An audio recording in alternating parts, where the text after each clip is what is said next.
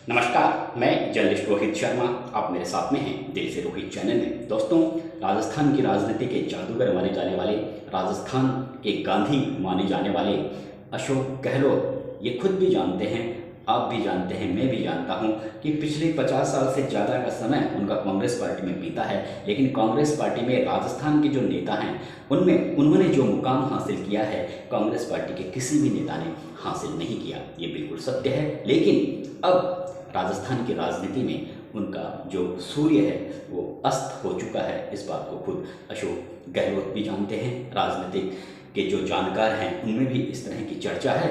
हालांकि राजस्थान में उनका राजनीति का जो सूर्य का जो जरूर अस्त हुआ है, लेकिन दिल्ली में अभी उनकी उपयोगिता को हासिल करने के बारे में कि किस तरह से दिल्ली की कांग्रेस पार्टी की जो संगठन की टीम है उसमें किस तरह से अशोक गहलोत का इस्तेमाल किया जाए, इसके बारे में अभी दिल्ली में काफ़ी चर्चा हो रही है। क्योंकि राहुल गांधी एक नए सिरे से कांग्रेस पार्टी को तैयार करने में जुटे हैं। एक समय ऐसा था जब भारत जोड़ो यात्रा उन्होंने शुरू नहीं की थी, उससे पहले कांग्रेस पार्टी की एक जो टीम हुआ करती थी उनके सलाह के आधार पर सोनिया गांधी अक्सर डिसीजन लिया करती थी। और राहुल गांधी के हाथों में भी जब कांग्रेस पार्टी की कमान थी उस समय भी वे कांग्रेस पार्टी के जो वरिष्ठ नेता थे उन्हीं की सलाह के आधार पर वो कांग्रेस पार्टी का निर्णय, जो भी निर्णय होते थे, लिया करते थे। लेकिन अब राहुल गांधी अपने विवेक से, अपने दिमाग से और जो उनका दिल कहता है उस हिसाब से, क्योंकि भारत जोड़ो यात्रा के बाद में उनकी पर्सनैलिटी में ज़बरदस्त इजाफा हुआ है और वे अब सुनते सबकी हैं, लेकिन करते जो उन्होंने सोच रखा है उस हिसाब से वो कांग्रेस पार्टी की टीम को तैयार कर रहे हैं, युवाओं को थोड़ा आगे ला रहे हैं। तो अशोक गहलोत को भी ये यकीन हो गया है कि अब राजस्थान में उनकी दाल गलने वाली नहीं है। हालांकि दिल्ली में उनकी जो राजनीति की जो कुशलता है, जो उनकी चतुराई है, उनका जो काम करने का तरीका है, आगे उन्हें कांग्रेस पार्टी दिल्ली में जरूर उनका उपयोग कर सकती है। लेकिन राजस्थान में ऐसा क्या हुआ अशोक गहलोत के साथ में कि उन्हें आज इस तरह के दिन देखने पड़े। आप सबको पता है कि 1973 में जब वो NSUI के सबसे कम आयु के राजस्थान की शाखा के अध्यक्ष बने थे, उस समय से उनकी जो राजनीति की एक तरीके से यात्रा राजस्थान में शुरू हुई थी। तब से लेकर अब तक वे यानी 2023 तक जब विधानसभा चुनाव नहीं हुए थे तब तक वे कांग्रेस पार्टी के नंबर 1 नेता बने रहे। इस दौरान 1998 में जब वो पहली बार मुख्यमंत्री बने, 2008 में बने, 2018 में बने। हालांकि उनके नाम से राजनीतिक हलकों में भी ये चर्चा है कि जब 1998 में जब वोट डले गए थे उस समय बहुत ज़बरदस्त सफलता कांग्रेस पार्टी ने हासिल की थी। 153 सीटों पर कांग्रेस पार्टी को जीत मिली थी। उस समय अशोक गहलोत राजस्थान कांग्रेस के अध्यक्ष जरूर थे, लेकिन जो उस समय एक जाट आंदोलन काफ़ी चरम सीमा पर था और जाटों ने दिल खोलकर कांग्रेस पार्टी को वोट किया था। और उस समय किसानों में भी इस तरह की चर्चा थी कि अगर कांग्रेस पार्टी को बहुमत मिलता है तो परशुराम मदेरणा यहाँ के मुख्यमंत्री होंगे। इसलिए परशुराम मदेरणा को लेकर एक जोरदार माहौल बना हुआ था। लेकिन दिल्ली से सोनिया गांधी अशोक गहलोत को मुख्यमंत्री बनाने का जो संदेश लेकर पहुंची थी, उस संदेश को परशुराम मदेरणा को भी स्वीकार करना पड़ा और अशोक गहलोत बाजी मार ले गए। 2008 में भी इसी तरह से डॉक्टर CP जोशी प्रदेश कांग्रेस के अध्यक्ष थे।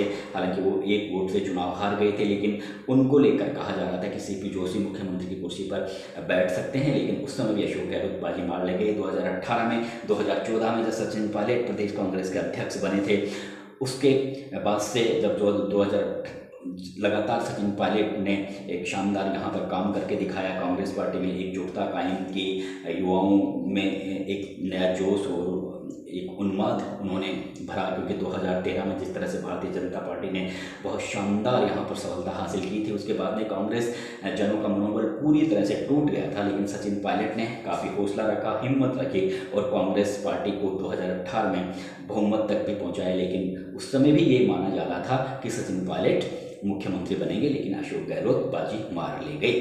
अब यानी पिछले 2018 से 2023 का जो सफ़र था, वो सफ़र अशोक गहलोत का काफ़ी चुनौती भरा रहा। आप सबको पता है कि किस तरह से सचिन पायलट मानेसर होटल में अपने समर्थक विधायकों के साथ जाते हैं, कांग्रेस गहलोत सरकार के खिलाफ असंतोष जाहिर करते हैं, और क्या क्या नहीं हुआ कांग्रेस पार्टी में, राजस्थान की इकाई में, आप सबको पता है। मैं अगर उसकी चर्चा करूँगा तो मेरे वीडियो काफ़ी लंबा बन जाएगा, लेकिन अशोक गहलोत भी इस बात को मानते हैं, आप भी मानते हैं, मैं भी मानता हूं कि पिछले 50-55 साल की राजनीति में अशोक गहलोत के सामने जाट समाज के कई बड़े बड़े दिग्गज नेता थे। परशुराम मदेरणा, हेमाराम चौधरी, शीशराम ओला, रामनारायण चौधरी, और कांग्रेस पार्टी के पंडित नवल किशोर शर्मा, राजेश पायलट, सीपी जोशी, बीडी कल्ला जैसे बड़े बड़े नेता थे। उन सब नेताओं को उन्होंने मौका मिलने पर बैकफुट पर किया और नंबर 1 राजस्थान कांग्रेस पार्टी के नेता बने रहे।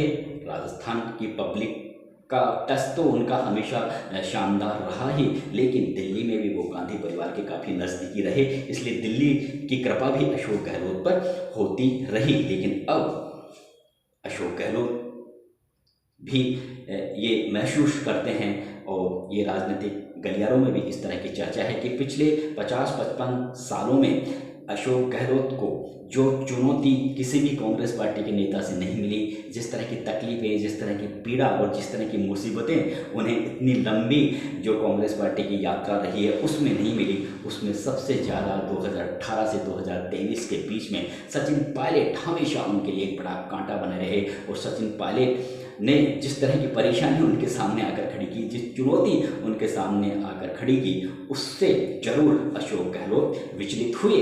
हालांकि वे बराबर उन्होंने पूरे 5 साल तक सरकार जरूर चलाई, लेकिन वो सचिन पायलट को लेकर इतने परेशान हुए जितने परेशान वो कांग्रेस पार्टी में अब से पहले कभी नहीं हुए। इसलिए अब जिस तरह से 2018 में 2023 के विधानसभा चुनाव में कांग्रेस पार्टी को हार का सामना करना पड़ा, चुनाव के दौरान टिकट वितरण में भी अशोक गहलोत अपने समर्थकों को ज़्यादा से ज़्यादा टिकट दिलाने में कामयाब रहे, और एक तरीके से दिल्ली दरबार को कह दिया था कि आप मुझे फ्री हैंड दे दीजिए, मैं कांग्रेस पार्टी की सरकार को रिपीट करवाऊंगा। हालांकि रिपीट तो वो 1998 में जब मुख्यमंत्री बने थे तभी भी नहीं करवा पाए थे, 2008 में जब मुख्यमंत्री बने थे तभी भी नहीं करवा पाए थे, लेकिन 2018 में जिस तरह से सचिन पायलट के साथ में उनका विवाद चल रहा था, डंके की चोट पर उन्होंने राजस्थान विधानसभा के चुनाव में भी टिकट वितरण के समय कहा कि आप मुझे फ्री हैंड दे दीजिए, मैं सरकार रिपीट करवाऊंगा। और कांग्रेस हाईकमान ने उनकी बात मानी भी, जो अब से पहले तक मानता रहा है गांधी परिवार, लेकिन वो सरकार को रिपीट नहीं करवा पाए। और उसके बाद से उनकी एक तरीके से जरूर, हालांकि जो गांधी परिवार में भी उनकी जो इमेज बनी हुई थी, जो विश्वास बना हुआ था, वो विश्वास तो उसी समय कमज़ोर हो गया था जब सोनिया गांधी ने मल्लिकार्जुन खड़गे और अजय माकन को यहाँ पर कांग्रेस पार्टी के विधायकों की राय जानने के लिए कि किसे मुख्यमंत्री बनाया जाए, उसके बारे में यहाँ पर भेजा था फीडबैक लेने के लिए। मीटिंग एक बहुत महत्वपूर्ण मीटिंग होने वाली थी उस समय, जिस तरह से शांति धारीवाल, महेश जोशी, धर्मेंद्र राठौड़ ने एक अलग समानांतर बैठक बुलाकर जिस तरह से अशोक गहलोत के पक्ष में हवा बनाई थी, और सचिन पायलट को कहा जा रहा था कि हो सकता है गहलोत को बदलकर सचिन पायलट को मुख्यमंत्री बना दिया जाए, लेकिन वो जो रणनीति फेल हो गई थी। और ऐसा पहली बार हुआ था देश की राजनीति में भी, जब किसी गांधी परिवार, उस समय सोनिया गांधी कांग्रेस पार्टी की राष्ट्रीय अध्यक्षा थी, लेकिन उनकी ओर से भेजे गए दूतों को पूरी तरह से अशोक गहलोत ने इग्नोर कर दिया था। ठीक उसी तरह से जिस तरह से राहुल गांधी संसद में अडानी को लेकर हमेशा प्रहार करते रहे, लेकिन उन्हीं अडानी के साथ में अशोक गहलोत राजस्थान में फोटो खिंचवाते रहे अपनी सरकार के दौरान। तो ये सारी चीज़ें ये पिछले 5 साल में जो विश्वास गांधी परिवार का, सोनिया गांधी का बना हुआ था, वो विश्वास कमज़ोर हुआ अशोक गहलोत को लेकर भी। और अब जिस तरह से लोकसभा चुनाव में सचिन पायलट ने यहाँ पर, हालांकि प्रचार अशोक गहलोत ने भी किया था, कई जगहों पर गए थे, लेकिन सचिन पायलट को टिकट वितरण में काफ़ी प्रमुखता दी गई थी, और सचिन पायलट के हिसाब से ज़्यादा यहाँ पर टिकट बांटे गए थे। उसके साथ बाद में आप सबको पता है कि 8 सीटों पर कांग्रेस पार्टी के सांसद चुने गए हैं, 3 सीटों पर कांग्रेस पार्टी ने जिन पार्टियों के साथ में समझौता किया वो चुने गए हैं। तो एक अलग इस समय जो स्थिति बन गई है वो ये बन गई है कि अशोक गहलोत पूरी तरह से बैकफुट पर आ गए हैं। एक कारण ये भी है, दूसरा कारण ये भी है कि जो बड़े बड़े नेता, लालचंद कटारिया, राजेंद्र यादव जैसे बड़े बड़े जो नेता थे, जो उनके साथ जो उनके कट्टर समर्थक माने जाते थे वे भी एक तरीके से कांग्रेस पार्टी को छोड़कर अलग पार्टी में जा चुके हैं, बीजेपी में जा चुके हैं।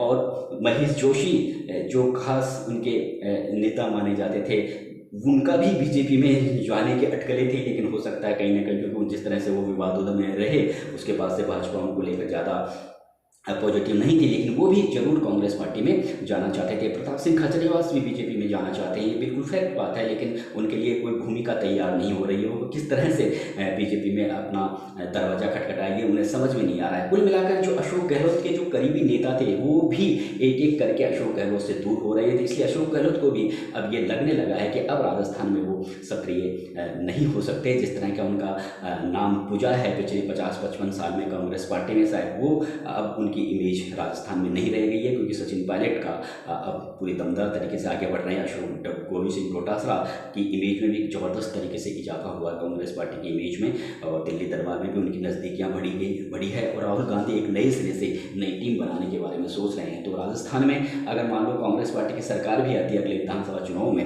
तो अशोक गहलोत चाहे कितनी ही चालें चल लें वे कामयाब नहीं होंगे, यानी वो चौथी बार मुख्यमंत्री नहीं बनेंगे। क्योंकि देखने में ये भी आया है कि 2 बार लोकसभा के चुनाव में अपने पुत्र को भी वो टिकट दिला चुके हैं, लेकिन उनके पुत्र भी लगातार जोधपुर से हारे और जालोर से हार गए। तो एक तरीके से उनकी इमेज लगातार डाउन हो रही है, लेकिन राजनीति के चतुर खिलाड़ी हैं और एक संगठन के तौर पर भी उन्हें महारत हासिल है। दिल्ली में उनका उपयोग कांग्रेस पार्टी जरूर कर सकती है। नमस्कार दोस्तों।